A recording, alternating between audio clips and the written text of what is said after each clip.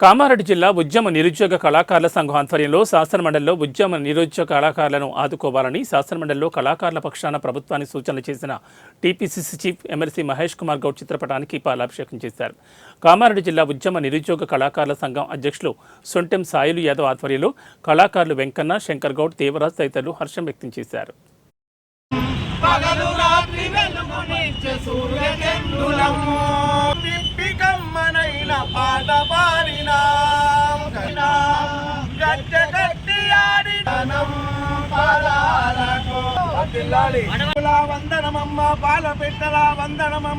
మాట్లాడినటువంటి కళాకారుల గురించి మాట్లాడినటువంటి పిసిసి అధ్యక్షులు మహేష్ కుమార్ గౌడ్ సార్ గారికి మరి కళాభివందనాలు తెలియజేసుకుంటా ఉన్నాం.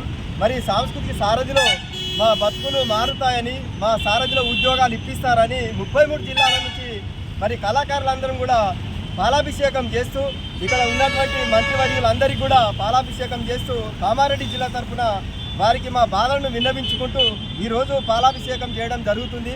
కావున ఎంత తొందరగా మాకు ఈ నిరుద్యోగ కళాకారులకు మరి రోడ్డున పడిపోయి మేము బాధపడుతున్నాం, మా బతుకులు ఇప్పటికైనా మారుస్తారని ఆశిస్తూ మరి కాంగ్రెస్ ప్రభుత్వం రేవంత్ రెడ్డి సారు మాకు తొందరగా జాబులు ఇచ్చి ఆదుకోవాలని మనస్ఫూర్తిగా కళాకారుల సంఘం తరఫున కామారెడ్డి జిల్లా సంఘం నుంచి మరి కోరుకుంటా ఉన్నాం. ఈరోజు మరి మహేష్ కుమార్